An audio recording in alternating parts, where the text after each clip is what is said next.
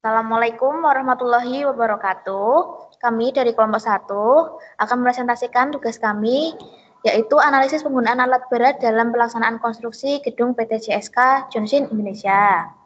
Next.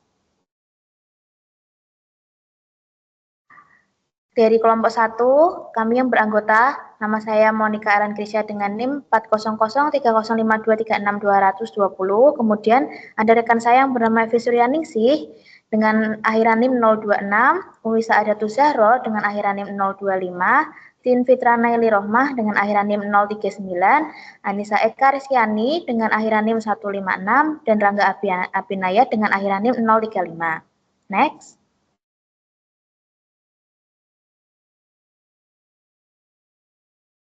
Nah, latar belakang dari kami menulis naskah mengenai peralatan untuk pemancangan adalah yang pertama, alat berat dalam pekerjaan pemancangan tiang panjang itu diperlukan untuk direncanakan sebaik mungkin supaya minim dari keterlambatan, karena keterlambatan akan membuat pembiayaan dalam suatu konstruksi membengkak. Kemudian tujuan dari kami membuat perencanaan alat berat dalam pemancangan antara lain sebagai berikut. Yang pertama, menjelaskan deskripsi umum proyek dan analisis pemancangan.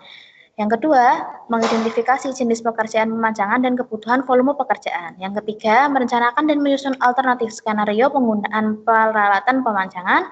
Kemudian yang keempat, menghitung produktivitas peralatan. Yang kelima, menghitung estimasi biaya penggunaan peralatan. Dan yang keenam, mengevaluasi dan membandingkan kelayakan antar skenario penggunaan dari peralatan. Next.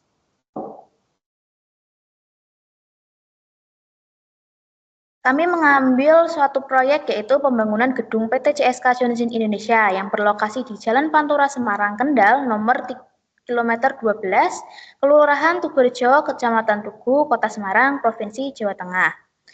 Dengan lokasi di pesisir yang memiliki karakteristik lingkungan berupa daratan dan kondisi lahan atau tanah yang cenderung lunak akibat dominasi endapan aluvial. Aksesibilitas menuju lokasi proyek tergolong baik karena berada di jalur transportasi utama, sehingga mendukung mobilisasi dari alat berat. Lingkup pekerjaan yang akan kami bahas adalah antara lain pekerjaan persiapan pemancangan, pengangkutan dan penempatan tiang pancang, proses pemancangan tiang, pengendalian kualitas atau quality control, kemudian demobilisasi peralatan.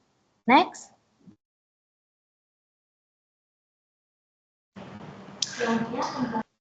Saya.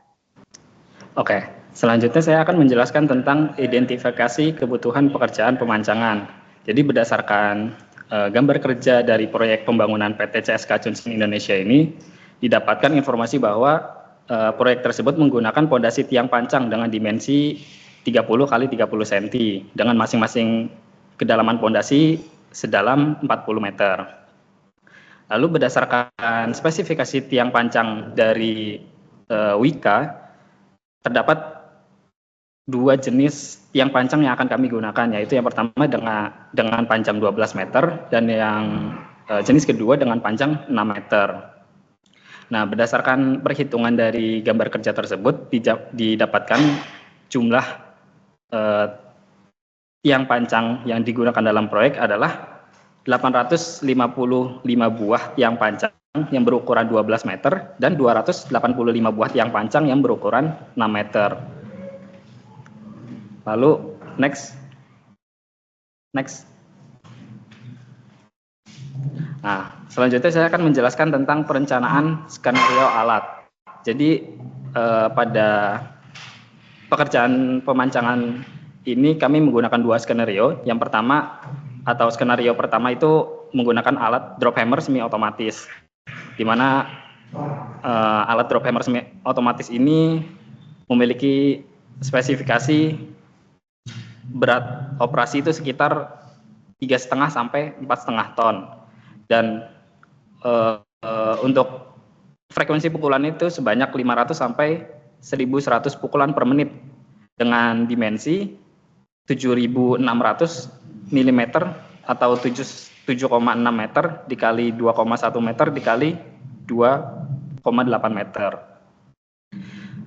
Lalu saya akan menjelaskan siklus waktu atau cycle time dari alat drop hammer semi otomatis itu tersebut. Jadi yang pertama untuk perpindahan alat dari drop hammer membutuhkan waktu kurang lebih selama 5 menit. Lalu untuk tahap selanjutnya adalah angkat tiang pancang atau pengangkutan. Itu kurang lebih selama 10 menit.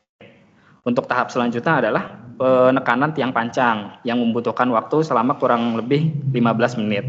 Lalu untuk tahap selanjutnya, jika masih diperlukan tiang pancang tambahan, diperlukan mengangkat tiang pancang selanjutnya dan waktunya itu selama 10 menit. Lalu penyambungan atau pengelasan antara tiang pancang itu membutuhkan waktu kurang lebih 5 menit dan begitu seterusnya. Jika sudah mencapai kedalaman yang diinginkan, maka siklus waktu tersebut selesai. Untuk drop hammer semi otomatis ini memiliki keunggulan dari efisiensi dan mobilitas yang baik dibanding drop hammer yang konvensional, sehingga penggunaan drop hammer semi otomatis ini lebih ideal untuk proyek skala yang kecil hingga menengah. Namun di sisi lain juga dari alat drop hammer semi otomatis ini memiliki keunggulan operasional yang cepat dan siklus pemancangan yang lebih cepat juga. Lalu untuk skenario yang kedua atau skenario B, kami menggunakan alat hydraulic static pile driver atau HSDP. Untuk spesifikasi yang digunakan yaitu menggunakan model 120 plus. Untuk rate piling force-nya itu 120 ton kurang lebih. Dan untuk dimensi pekerjaan atau working dimension-nya itu seluas 8 meter dikali 4 meter. Dan untuk dimensi alatnya sebesar 11 meter untuk panjangnya dan untuk lebarnya 5 meter dan untuk tingginya 2,8 meter. Lalu selanjutnya saya akan menjelaskan tentang siklus waktu atau cycle time dari HSDP tersebut. Jadi yang pertama, perpindahan alatnya itu cukup lama dibanding drop hammer, yaitu membutuhkan waktu selama 15 menit. Dan untuk tahap selanjutnya adalah angkat tiang pancang. Dikarenakan HSDP ini mempunyai lengan kren sendiri, jadi cukup lebih cepat dibanding drop hammer, yaitu selama kurang lebih 5 menit. Lalu untuk tahap selanjutnya adalah penekanan tiang pancang selama kurang lebih 5 menit juga. Lalu untuk tahap selanjutnya adalah angkat tiang pancang. Angkat tiang pancang selanjutnya itu selama kurang lebih 5 menit. Nah, dalam alat HSDP ini, karena si alat tersebut mempunyai lengan kren terpisah, maka ketika alat tersebut sedang melakukan penekanan bisa dibarengi dengan mengambil tiang pancang selanjutnya, sehingga memiliki keunggulan waktu yang lebih efisien. Lalu untuk selanjutnya untuk penyambungan tiang pancang atau las selama kurang lebih 5 menit. Dan jika sudah memenuhi kedalaman yang dibutuhkan, maka cycle time tersebut selesai. Lalu untuk keunggulan dari HSDP ini adalah memiliki keunggulan teknis dan operasional, yaitu penetrasi tiang pancang yang presisi dan akurat. Lalu metode ini juga mengoptimalkan daya dukung gesek tanah karena tiang ditekan secara statis sehingga membuat tanah menjepit tiang dan menambah daya dukungnya. HSDP ini juga minim menimbulkan getaran dan kebisingan selama proses pemancangan, sehingga alat HSDP ini lebih ideal untuk di area perkantoran dan ramah lingkungan karena tidak mencemari udara dan menimbulkan kebisingan. Mungkin untuk perencanaan skenario itu saja yang bisa dapat saya sampaikan. Untuk materi selanjutnya akan disampaikan oleh rekan saya. Oke, selanjutnya asumsi dasar dari pelaksanaan proyek konstruksi PT Chunsin Indonesia. Yang pertama ada waktu kerja. Waktu kerja diasumsikan 8 jam per hari. Kemudian untuk efisiensi alat diasumsikan kondisi alat dalam kondisi baik sekali. Kemudian kondisi operasi medan baik. Kondisi lapangan yang pertama ada akses proyek diasumsikan mudah. Kemudian cuaca diasumsikan kemarau atau sedang. Nomor 3, kondisi tanah diasumsikan tanah kohesif. Nomor 4, penataan area kerja diasumsikan zona kerja dalam radius 15 sampai 20 meter. Kemudian area penyimpanan tiang 20 sampai 40 batang. Selanjutnya biaya operasional. Yang pertama ada bahan bakar. Bahan bakar diasumsikan 14.000 per liter, dibutuhkan 50 liter per hari. Kemudian upah pekerja sebesar Rp250.000 sampai Rp350.000 per hari. Yang terakhir, sewa alat berat. Sewa alat berat diasumsikan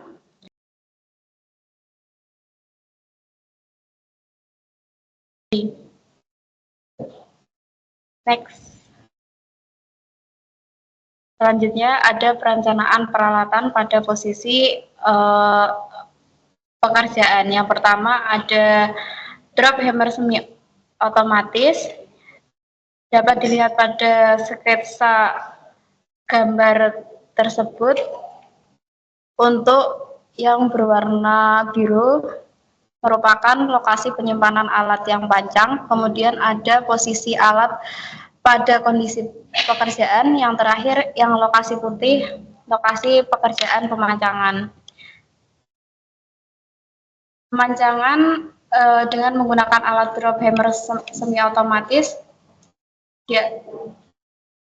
dapat direncanakan dapat diselesaikan dalam 19 hari kalender dengan menggunakan 3 alat drop hammer semi otomatis.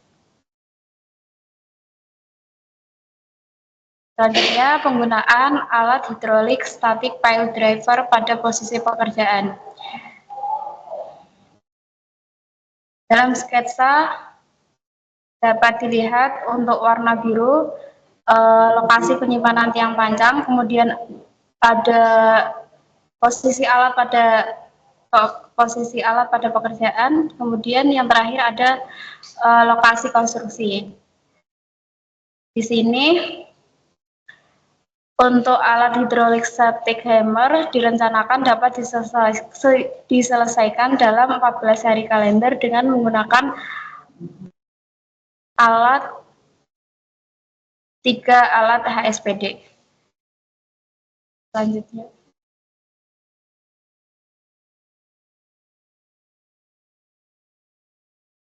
Oke, untuk analisa produktivitas, yang pertama ada faktor koreksi efisiensi kerja.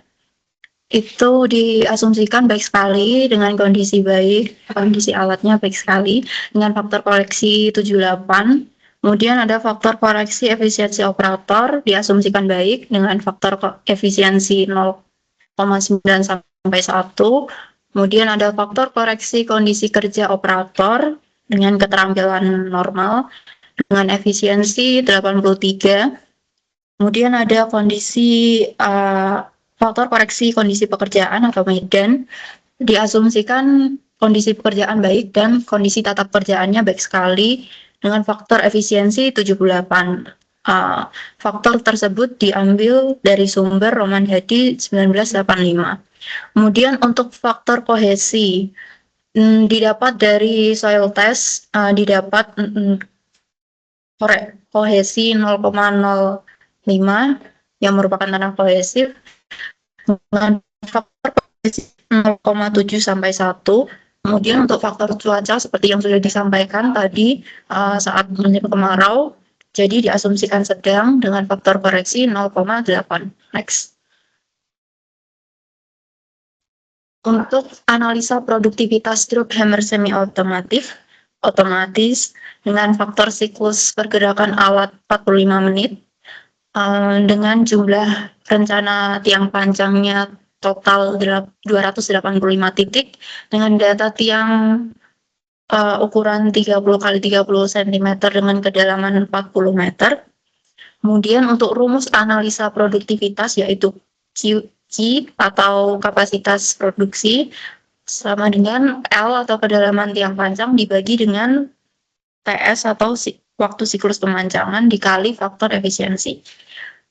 Dengan perhitungan Q sama dengan 40/8 kali sekian faktor efisiensi didapatkan analisa produktivitas diperoleh sebesar 0,242 meter per menit.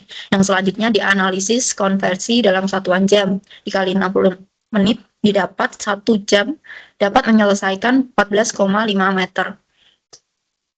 Dengan jadi pemanjangan satu tiang sama dengan 2,75 jam atau 2 jam 45 menit. Jika pekerjaan dalam satu hari dilakukan selama 8 jam, maka dalam satu hari dapat menyelesaikan 2 sampai 2,5 titik. Jadi total 285 titik dapat diselesaikan dalam 144 hari dengan satu alat drop hammer. Next.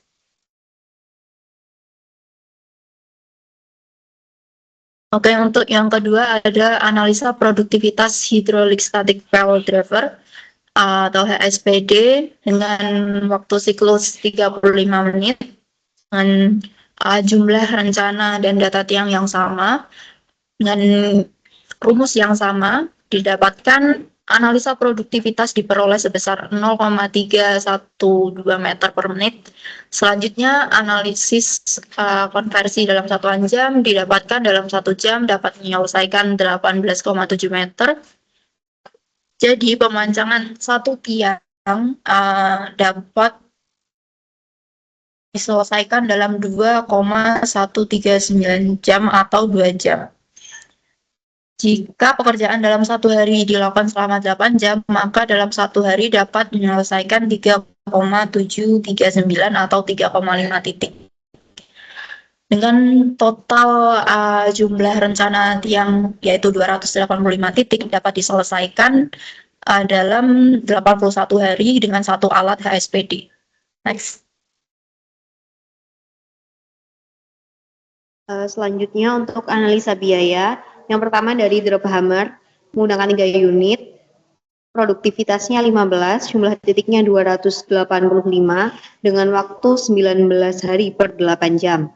Dapat dihitung untuk biaya sewa alatnya yaitu 5.500.000 per hari dikali 19 hari dikali dengan 3 alat didapatkan 313.500.000. Kemudian untuk mobilisasi 15 juta dikali 3 alat didapatkan 45 juta. Untuk bahan bakar sendiri diasumsikan 14.000 dikali 50 liter per hari dikali 19 hari dikali 3 alat didapatkan 39.900.000. Untuk operator sendiri yaitu 250.000 per hari dikali 19 hari dikali untuk 3 alat berarti 14.250.000. Jadi, total biaya untuk 3 drop hammer dengan waktu 19 hari didapatkan 412.650.000 rupiah. Next. Selanjutnya untuk alat hydraulic hammer pile driver atau HSPD menggunakan 2 unit dengan produktivitas 7, jumlah titiknya 285 dengan waktu 41 hari per 8 jam. Untuk biaya sewa alatnya sendiri yaitu 9.500.000 per hari dikali dengan 41 hari dikali dengan 2 alat, berarti didapatkan 779 juta. Kemudian untuk mobilisasi 20 juta dikali 2 alat berarti 40 juta. Kemudian bahan bakar diasumsikan 14.000 dikali 150 liter dikali 41 hari dikalikan dengan 3 alat berarti 172.200.000. Kemudian untuk operator sendiri yaitu 250.000 per hari dikali 41 hari dikalikan dengan 2 alat didapatkan 20.500.000 rupiah.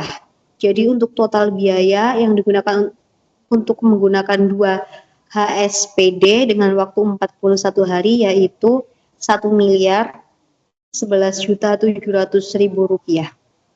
Selanjutnya akan dijelaskan oleh rekan saya.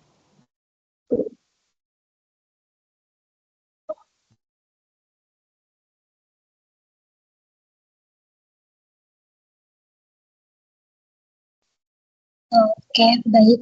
Untuk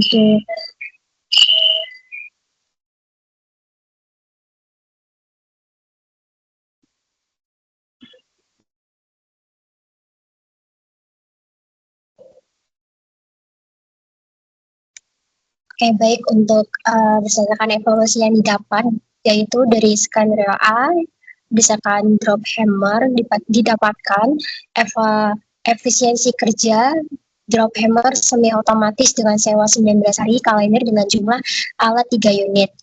Selanjutnya yaitu berdasarkan biaya sewa 3 unit alat drop hammer sebesar 412.650.000. Kemudian 41% dari biaya HSPD, terus biaya sewa per unit lebih rendah. Selanjutnya itu ada kemudahan dalam operasional di lapangan, yaitu meliputi drop hammer lebih mudah dimobilisasi, kemudian bahan bakar lebih sedikit atau asumsi 50 liter per hari, kemudian membutuhkan operator yang terampil. Selanjutnya perawatan alat drop hammer lebih sederhana, dan lingkungan atau getaran kebisingan dan dampak ke struktur sekitarnya. Alat drop hammer cenderung menghasilkan getaran atau impuls lebih besar. Terus evaluasi untuk skenario B berdasarkan HSPD, yaitu didapat efisiensi kerja pekerjaan direncanakan dapat terrealisasikan dalam waktu 41 hari kalender dengan 2 unit. Selanjutnya itu ada biaya, di mana 2 unit alat HSPD adalah sebesar 1 miliar 100.